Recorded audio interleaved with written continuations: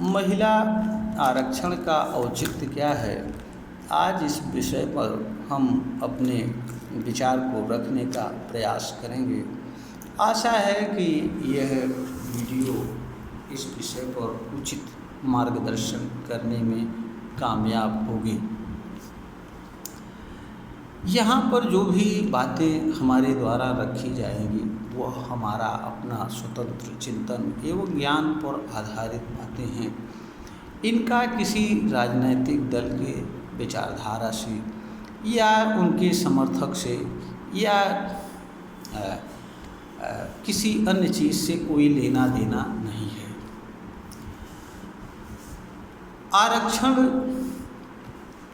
के औचित्य को समझने से पूर्व यह भी समझना आवश्यक है कि आरक्षण का अर्थ क्या होता है। आरक्षण एक प्रकार की सुविधा होती है, चाहे वो राजनीति के क्षेत्र में हो, चाहे नौकरी के क्षेत्र में हो या किसी भी क्षेत्र में हो। इसके माध्यम से एक निश्चित सीमा निर्धारित कर दी जाती है कि उस सीमा के भीतर या उस निश्चित प्रतिशत के भीतर केवल वही लोग जाएंगे जो लोग आरक्षित होंगे।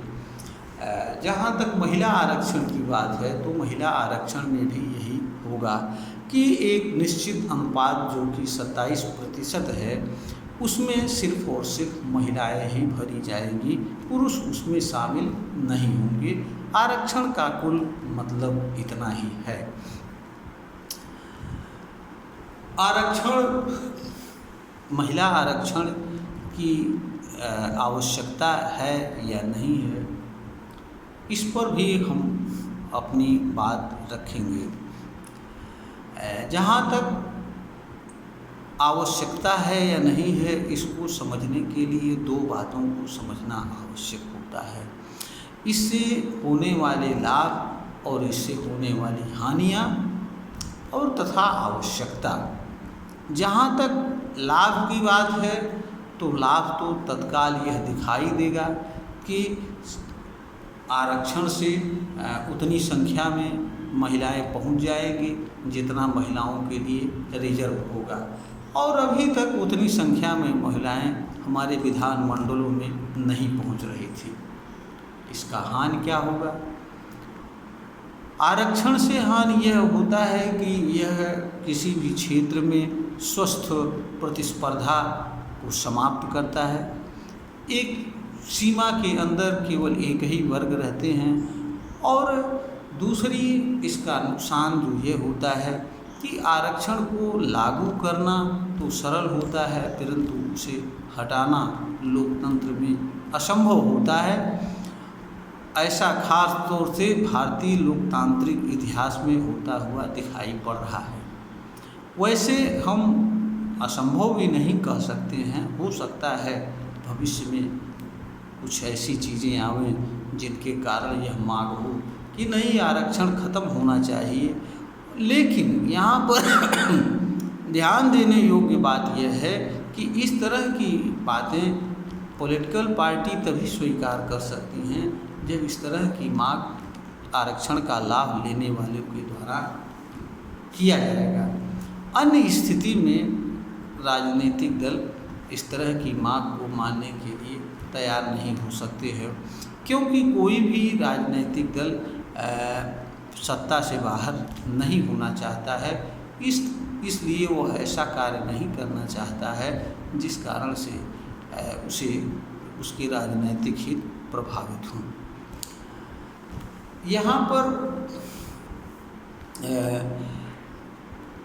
एक बात यह भी है कि महिला आरक्षण की मांग एक राजनीतिक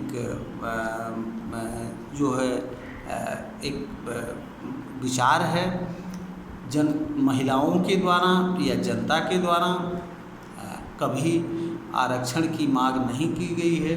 यह एक पॉलिटिकल मुद्दा है।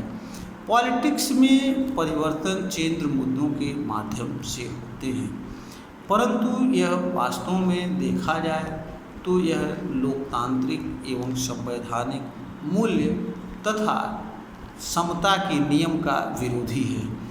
समता के नियम के विरोध के करने पर स्वस्थ परंपराओं का और स्वस्थ प्रतिस्पर्धा का हनन होता है, जिससे अयोग्य लोग चुनाव जीत कर जाते हैं और जिसके परिणाम स्वरूप जो है देश और जनता का विकास प्रभावित होता है। अब हम आते हैं आवश्यकता है या नहीं है, और क्या कोई दूसरा विकल्प है या नहीं है। जहाँ तक दूसरे विकल्प की बात है, महिलाओं का प्रतिनिधित्व राजनीति के क्षेत्र में बढ़ाया जा सकता है। इसके लिए राजनीतिक दलों को अपने पॉलिटिकल विचारधारा में सिर्फ बदलाव की ज़रूरत है। इसके लिए संविधान में भी बदलाव की ज़रूरत नहीं है। अगर राजनीतिक दल अपने राजनीतिक विचारधारा में, अपने एजेंडे में यह तय कर ले कि हम इतनी प्रतिशत महिलाओं को टिकट देंगे, तो राजनीति में उतनी प्रतिशत महिलाएं आ सकती हैं और पार्लियामेंट और विधानसभाओं में चुनाव जीतकर पहुंच सकती हैं। इसके लिए आरक्षण की भी कोई आवश्यकता नहीं है, न संविधान संशोधन की आवश्यकता है, न किसी तरह के कानून बदलाव की आवश्यकता है। यह भी एक सच्चाई है। जितना आरक्षण देना चाहते हैं, अगर उतना आरक्षण उतनी सीटें पर चुनाव लड़ाने की बात को एक सहमति के रूप में सभी राजनीतिक दल स्वीकार कर लें और उतनी संख्या में उतना प्रतिशत महिला उम्मीदवारों को चुनाव मैदान में उतारें, तो बिना आरक्षण दिए ही उतनी संख्या में महिलाओं को पार्लियामेंट में, विधानसभाओं में भेजा जा सकता है। इसके लिए संविधान संशोधन की भी आवश्यकता नहीं है। दूसरी चीज़, क्या इसकी वास्तव में आवश्यकता है? अगर ईमानदारी से देखा जाए तो यह भी नहीं है, क्योंकि महिलाएं स्वयं इतनी सक्षम हैं। अगर उनको अवसर दिया जाए तो वो चुनाव लड़ने में माहिर हैं, राजनीति में भी दक्ष हैं, क्योंकि महिलाएं खेल कूद, नौकरी, व्यापार आदि हर क्षेत्र में पुरुषों से आज कदम से कदम मिला करके चल रही हैं। वह अनेक क्षेत्रों में पुरुषों से बेहतर प्रदर्शन कर रहे हैं। तीसरी चीज़, हर तरह की योग्यता के विकास का मूल साधन एजुकेशन होता है।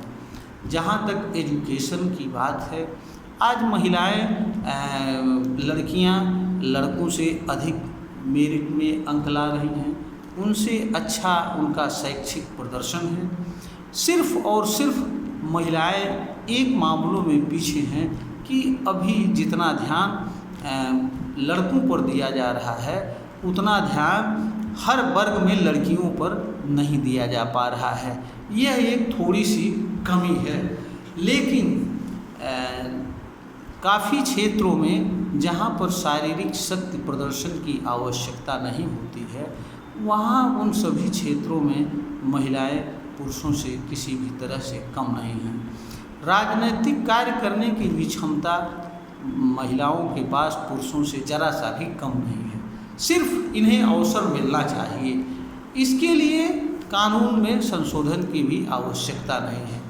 यह कार्य कुछ सालों में किया जा सकता है, क्योंकि आज अगर हम देखें तो हर विधानसभा और लोकसभा में अनेक महिलाएं हैं, या यह कहिए कि 200-400 की संख्या में महिलाएं हैं जो इस लायक हैं, जो चुनाव लड़ सकती हैं और चुनाव जीत करके विधानसभा और लोकसभा में पहुंच सकती हैं। इसके लिए उन्हें सिर्फ और सिर्फ पार्टियों का टिकट चाहिए। अगर पार्टियों का टिकट मिल जाए तो महिलाएं चुनाव जीतकर पहुंच सकती हैं।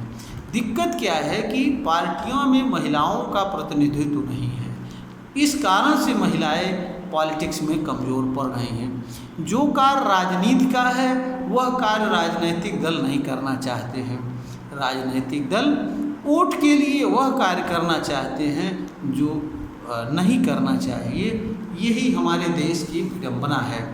अगर राजनीतिक दल अपने संविधान में संशोधन कर ले कि हर राजनीतिक दल जो है 25%, 20% एक निर्धारित सीमा तक वो महिलाओं को टिकट देंगे, महिलाओं को राजनीति में उतारेंगे, प्रत्याशी बनाएंगे, चुनाव लड़ाएंगे, तो भी उतनी संख्या में महिलाएं पहुंच सकती हैं और वो महिलाएं सीधे सीधे पुरुषों से भी टक्कर ले सकती हैं। इसमें कहीं कोई बुराई नहीं है। और यह भी सही है कि स्त्री और पुरुष के भेद के आधार पर हमारे देश का मतदाता वोट भी नहीं देता है। ऐसा भी नहीं है कि महिला प्रत्याशी होने के नाते उसे लोग कम वोट देते हैं, यह भी नहीं है। एक अच्छी हमारे देश की जो सोच और परंपरा है, अन्य जो भी हो महिलाओं के प्रति, लेकिन यहाँ पर ऐसी कोई बात नहीं है। अगर लोग योग्य समझते हैं तो महिला को भी वोट देते हैं और पुरुष को भी देते हैं। तो जब हमारे पास ऑलरेडी योग्य महिलाएं हैं, दूसरा हम उन्हें दूसरे माध्यम से योग्य बना करके उनको राजनीति में ला सकते हैं, उनको अवसर दे करके हम पार्लियामेंट में भेज सकते हैं, तो फिर इस आरक्षण की आवश्यकता क्या है। आरक्षण हो सकता है जिन्हें आरक्षण मिलता है उनके लिए तत्काल कुछ लाभदायक साबित हो और लाभदायक होता है, परंतु यह बुराई है और बुराई रहेगी। बुराई कभी भी अच्छाई नहीं बनती है। और यहाँ पर एक बात मैं यह भी कहना चाहता हूँ कि बुराई से कभी बुराई खत्म नहीं होती है। समाज में अगर कोई बुराई है तो वह एक नई बुराई को जन्म देने से खत्म नहीं होती है। अगर मानते हैं कि महिलाओं का पर्याप्त प्रतिनिधित्व न होने से देश और जनता को नुकसान है, वह कोई एक बुराई है, तो यह भी समझना चाहिए कि आरक्षण जैसी बुराई को पैदा करके हम उस बुराई की भरपाई नहीं कर सकते हैं। कम से कम अगर अन्य तरह के आरक्षण पर ईमानदारी से लोग विचार करते तो यह बातें समझ में आ जाती। आज क्या है कि आरक्षण को लाभ लेते हुए भी आरक्षित वर्ग के अंदर स्वस्थ प्रतिस्पर्धा करने की भावना नहीं जागृत हो रही है। एक आईएएस का बेटा भी आरक्षण का लाभ लेना चाहता है, एक करोड़पति का बेटा भी आरक्षित वर्ग में होने के कारण आरक्षण का लाभ लेना चाहता है। यानी एक प्रकार का आत्मस्वाभिमान मर जाता है। हर कोई आज हमें कहना नहीं चाहिए, आज हर क्षेत्र में आरक्षण जैसी चीज़ विद्यमान है। अगर राशन बांटना है तो वहाँ भी अनेक तरह के कार्ड हैं। अन्य जितनी भी योजनाएं हैं हर में किसी न किसी तरह का आरक्षण है। इसका परिणाम ये है कि इससे पूरा का पूरा हमारा समाज बिखरा पड़ा हुआ है और कहीं न कहीं अनेक प्रकार के प्रलोभन दिए जा रहे हैं वोट के लिए। इन सबों का कहीं गैस सब्सिडी के रूप में, कहीं फ्री अनाज के रूप में, यह भी एक तरह का आरक्षण ही है। इसके माध्यम से जनता के आत्मस्वाभिमान को खरीदा जा रहा है। आज हमारे देश की जनता के पास आत्मस्वाभिमान जैसी कोई चीज़ भी नहीं है। कोई व्यक्ति भले ही अच्छा खासा कमा रहा हो, फिर भी वह राशन कार्ड बनवा करके राशन प्राप्त करना चाहता है। वह स्वयं भी न ले रहा हो तो दूसरों को दे करके दानी बनना चाहता है। यह भी एक सच्चाई है। तो बुराई से कभी भी बुराई खत्म नहीं होती है।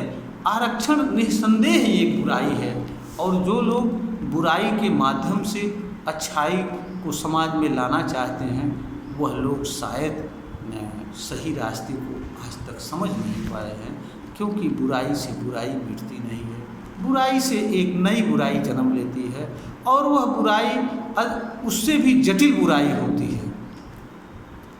उसका उदाहरण आरक्षण ही है। डॉक्टर भीमराव अंबेडकर कहते थे आरक्षण 10 साल के लिए, लेकिन आरक्षण स्थिति है कि SC ST से होते हुए बैकवर्ड आया, महिला आए और देखते जाइए प्रमोशन में आरक्षण और न जाने कितने क्षेत्रों में आरक्षण होता जा रहा है। परिणाम यह है कि आरक्षण को कोई हटा पाने की स्थिति में नहीं है और ना हट सकता है। अगर खुदा न खास्ता अगर आज भीमराव अंबेडकर जिंदा होते और वह आरक्षण की बात को आरक्षण को ख़त्म करने की बात करते तो शायद उनके साथ जो व्यवहार होता वो शायद हम वही समझते। लोग उनके खिलाफ भी प्रदर्शन करते और उन्हें क्या क्या कहते भगवान जाने, इसकी हम परिकल्पना सहज ही कर सकते हैं। क्योंकि अगर कोई लीडर सीधे तौर पर आरक्षण का विरोध करे तो उसका परिणाम कभी भी सुखद नहीं होता है। इस वीडियो का उद्देश्य महिला आरक्षण या किसी आरक्षण का तो विरोध नहीं करना है, लेकिन सच्चाई ये भी है क्योंकि यह पार्लियामेंट का विषय है। अगर हमारे सांसद चाहते हैं, उनको लगता है कि भाई आरक्षण देने से ही महिलाओं का भला हो सकता है तो वो आरक्षण दें, शौक़ से दें। लेकिन जो सच है, जो हमारा ज्ञान और अनुभव है वो हम साझा कर रहे हैं। और जो भी आरक्षण दिया गया है वह संविधान द्वारा दिया गया है, वह संवैधानिक है, इसलिए हम उसे भी गलत नहीं कह सकते हैं। क्योंकि जब तक वह कानून के रूप में है हम उसकी आलोचना कर सकते हैं, लेकिन हम उसे गलत नहीं कह सकते हैं क्योंकि यह अधिकार विधि नहीं देती है। हाँ, उसकी आलोचना हो सकती है, उसकी अच्छाई बुराई की चर्चा हो सकती है, उसे उसमें बदलाव के बारे में चर्चा हो सकती है। और कोई भी चीज़ शाश्वत होती भी नहीं है, समय और स्थितियों में अनेक चीज़ें में बदलाव होता रहता है। तो यह हमारा यहाँ पर अपना निजी ज्ञान और अनुभव है जिसको हमने इस वीडियो के माध्यम से साझा करने का प्रयास किया है। जहाँ तक मैं व्यक्तिगत रूप से हमारा अपना मानना है, मैं किसी भी तरह की सुविधा में जीना पसंद नहीं करता हूँ क्योंकि हमने यह महसूस किया है सुविधाएं व्यक्ति के आत्मसम्मान को खरीदती हैं, सुविधाएं व्यक्ति को कमज़ोर बनाती हैं। यह सही है कि कहीं कहीं सुविधाएं व्यक्ति के विकास के मार्ग में अवरोध बनती हैं और सुविधाओं के बल पर बहुत लोग काफ़ी लोग भौतिक जीवन में आगे चले जाते हैं। सुविधाओं के अभाव में बहुत लोग भौतिक जीवन में काफ़ी पीछे रह जाते हैं। इसलिए लोग सुविधाओं का आवश्यक समझते हैं और सुविधा के अभाव में यह मानते हैं कि हमारा जीवन व्यर्थ है, हम किसी काम के लायक नहीं हैं। परंतु यह भी एक अज्ञान है। सुविधा हो लेने में कोई बुराई नहीं है, लेकिन गलत तरीके से सुविधा को प्राप्त करना भी बुराई है। उससे व्यक्ति का आत्मस्वाभिमान खत्म हो जाता है। हर व्यक्ति जिस अवस्था में रहता है, जन्म लेता है, जीवन जीता है, वह अपनी प्रतिभा, ज्ञान और अनुभव के आधार पर जिस कार्य को वह अच्छे से अच्छे तरीके से कर सकता है, उस कार्य को करते हुए हर परिस्थिति में आगे बढ़ने की क्षमता रखता है। यह हमारा अपना ज्ञान एवं अनुभव है। ऐसा जो लोग भी सोचते हैं वह बहुत नीचे से बहुत ऊपर उठ जाते हैं, और जो लोग सच को स्वीकार नहीं करते हैं वह लोग समय के साथ पीछे चले जाते हैं। तो सुविधाओं का प्रयास नहीं करना चाहिए। हमें ये देखना चाहिए कि हमारे पास क्या है। हमें ये कभी नहीं देखना चाहिए कि हमारे पास क्या नहीं है, क्योंकि जो चीज़ नहीं है वह चीज़ तत्काल आने वाली नहीं है, और अगर हम उसको देखेंगे तो जो चीज़ है वह चीज़ हमें नहीं दिखाई देगी। पता यह चलेगा कि जिस चीज़ को हम बेहतर से बेहतर उपयोग करके आगे जा सकते हैं, उस चीज़ का उपयोग नहीं कर पाएंगे और हम पीछे के पीछे रह जाते हैं। इसलिए आरक्षण, संरक्षण या किसी प्रकार की कृपा, इसके आधार पर व्यक्ति को अपने विकास को सुनिश्चित नहीं करना चाहिए। भौतिक जीवन में यह चीज़ें लाभदायक जरूर सिद्ध होती हैं, लेकिन अभौतिक जीवन में यह चीज़ें कोई मतलब नहीं रखती हैं। और ये भौतिक जीवन से जो भी चीज़ें बनी हुई हैं वह मनुष्य की कल्पना है, और कल्पना से बनी हुई मूर्त रूप है। ये चाहे विधायक हो, एमपी हो, और इन चीज़ों के या प्रधानमंत्री का पद हो, यह सब हमारी अपना सृजन है, यह हमारे जीवन का उद्देश्य नहीं है। इसलिए इनके मिलने न मिलने से कोई फर्क नहीं पड़ता है। राजनीति और पद और पैसा उनके लिए महत्वपूर्ण होता है जो इसे ही अपने जीवन का उद्देश्य समझते हैं, जिन्हें यह नहीं पता होता है कि वास्तव में जीवन का उद्देश्य क्या होता है। वही लोग इसके लिए सब कुछ करने के लिए तैयार होते हैं। अंत में हम पुनः कहना चाहते हैं कि कोई भी बुराई अच्छाई से ख़त्म होती है, बुराई से बुराई ख़त्म नहीं होती है। इसलिए आरक्षण से तो एक निश्चित संख्या में महिलाएं पार्लियामेंट में पहुंच जाएंगी, लेकिन यह बुराई कभी ख़त्म नहीं होगी और महिलाओं के अंदर बिना आरक्षण के पार्लियामेंट में पहुंचने की भावना कभी भी जागृत नहीं होगी। वो हमेशा ही आरक्षण के माध्यम से जाने के लिए तैयार एवं तत्पर रहेंगी। फिर वो आरक्षण का लाभ लेते हुए वो एक वर्ग के रूप में तैयार हो जाएंगी और भविष्य में अगर कोई ख़त्म करना चाहेगा तो वह असंभव सा कार्य होगा, जैसे अन्य तरह के आरक्षण हैं। इसी के साथ हम अपनी बात को ख़त्म करते हैं और पुनः हम निवेदन करते हैं कि हमारा वीडियो अगर पसंद आए तो इसे लाइक करें, शेयर करें और सब्सक्राइब करें।